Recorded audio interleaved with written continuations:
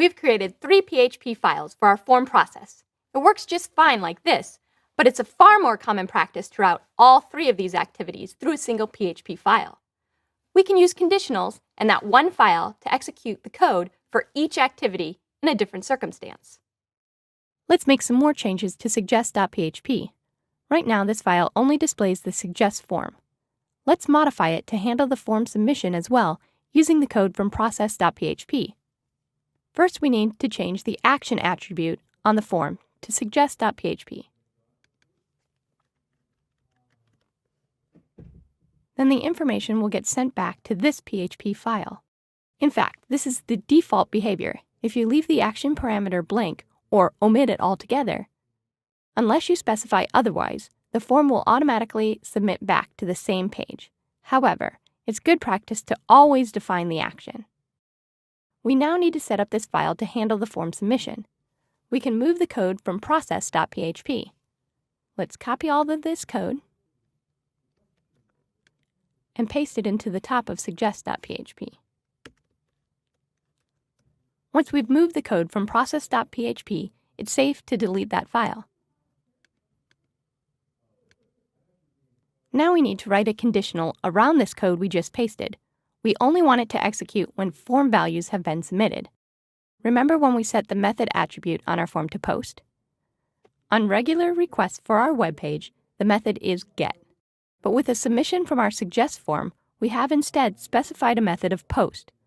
We can check the request method using another special PHP variable called _server, just like the special _post and _get variables we looked at earlier.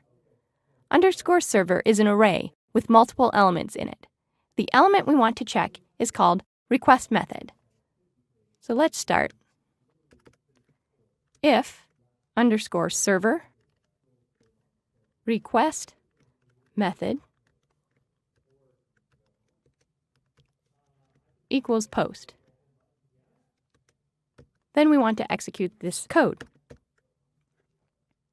Let's indent this code so it's easy to see that it's within the conditional. Remember to use the double equal sign when you're comparing two values. If the request method is not post, then we'll skip over this entire block of code and we'll display the suggest form as before. But if the request method is post, we'll read the information from the submitted form, we'll send an email, and then we'll set the HTTP header that will redirect the browser to the thank you page. After our code sends the email, it uses an HTTP header to redirect to the thank you page. Right now, that's at thanks.php.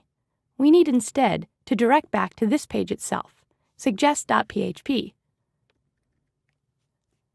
But we need somehow to let the server know to display the thank you message instead of the form.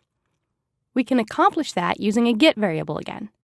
After the file name, type status equals thanks. We can use this value in a conditional to check whether we should show the form or the thank you message. Scroll down past this code that gets executed when the request method is post.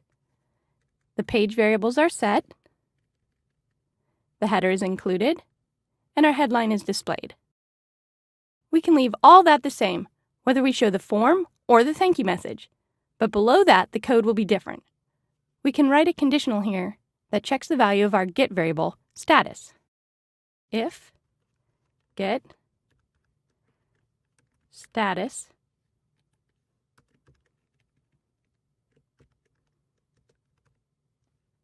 double equals, to compare, thanks.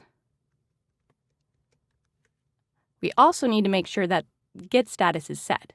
So we'll add is set get status. We'll combine these with a double ampersand. And now we have if get status is set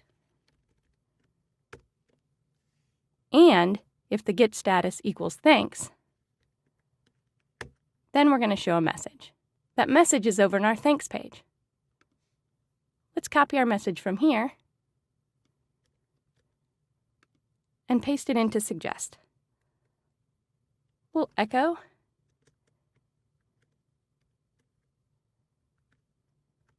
and close the line.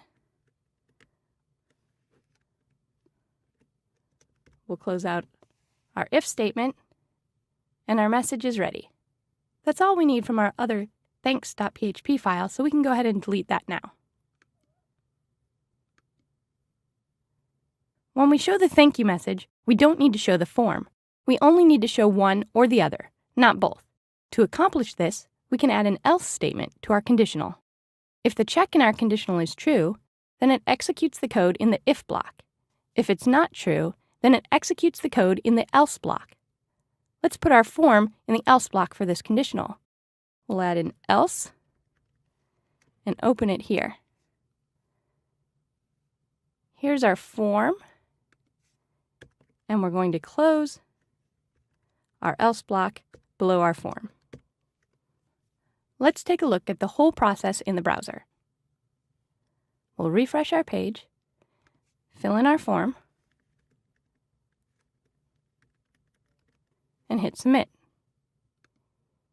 When we submit the form, it posts to suggest.php, which processes the information from the form and then redirects to suggest.php with a get variable added.